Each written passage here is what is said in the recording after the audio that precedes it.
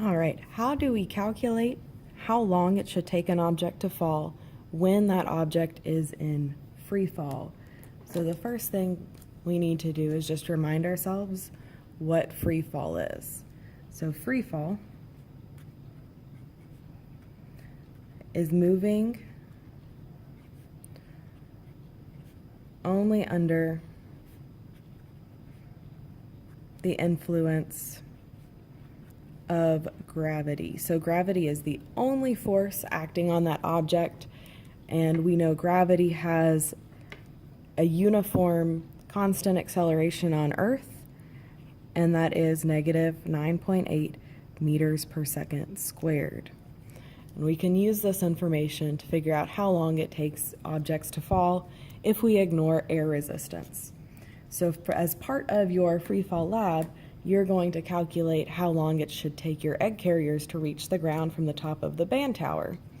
For this example, we're going to use the information about Felix Baumgartner, the guy who jumped from the stratosphere, whose video we watched.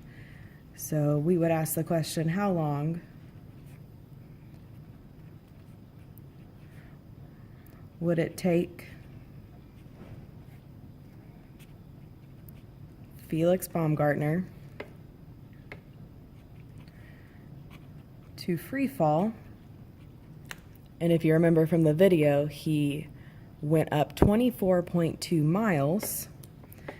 That in meters is approximately 38,946 meters. And for this, we have to ignore air resistance. So at the beginning of the video, when there was no air resistance, we're just going to assume that that happened all the way down. So if we took away all the air, how long would it have taken him to fall?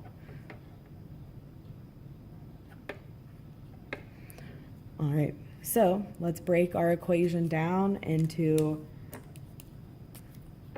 our asked, given, which equation will we use, and then finally we will come over here and solve. So what we are being asked for is how long. How long indicates that we are looking for t, for time. So we're asked for time, the variable t. What information are we given? We know how far he fell. So if we say his initial position is 0, we say he starts from his origin, so we'll say xi is 0 meters. Remember, we can always assume this is 0 if we're not explicitly told in the question. That means his final position is negative 38,946 meters, because he fell down, so he started higher than he ended. He ended 38,946 meters below where he started. And then anytime we are in free fall, we know the acceleration. So we also know that g is negative 9.8 meters per second squared. And the last thing that we can infer from this question, when he jumped, he just stepped off the platform. So when something is dropped or starts from rest, we also know, I'm going to write it up here a little bit, that the initial velocity is 0 meters per second. So I've got all my givens. Let's write down our equation. So I see xf and xi. That means I want to use that how far equation. Xf equals the initial position plus the initial velocity times time plus 1/2 gravity times time squared. And so if we look at our givens, we can cancel out a couple parts of this equation because they're 0, like xi. So this would be 0, and our initial velocity is 0, and anything times 0 is 0, so this part of the equation also disappears. So what we are solving with is final position equals 1/2 gravity time squared. And so since we are looking for time, we need to rearrange this equation just a little bit. So I'm going to start by multiplying both sides by 2 to cancel this 1/2.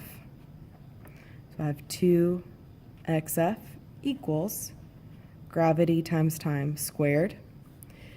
It's gravity multiplied by time, so to undo that multiplication, the opposite would be to divide both sides by g. So now we have 2 times the final position divided by gravity equals time squared. We're looking for just time, so we need to also undo the square. The opposite of a square is a square root. So I will square root both sides. Make sure you square root the entire left side, that entire fraction. So we know that the square root of 2 times the final position over gravity is going to be equal to the time it took him to fall if there was no air resistance. So at this point, we can just plug in what we wrote down over here for our givens. So square root of 2 times, remember this is a negative 38,946 meters, divided by a negative, because gravity pulls us down, 9.8 meters per second squared, and that's going to equal our time.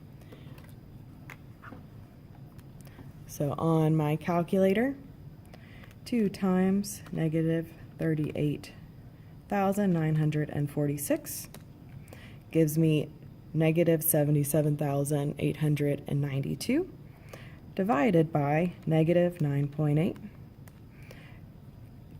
brings me to 7,948.16, so on. And my last step is to square root. So remember, to square root, you use the second button. Second, your square root is this little purple guy above the x squared. Square root, and I'm going to hit second. And then down here, above your negative sign, there's the little answer button. So I'm square rooting my previous answer. So I get 89.15 seconds. So it took him much longer to fall. That's how much effect air resistance has on a person when they're falling.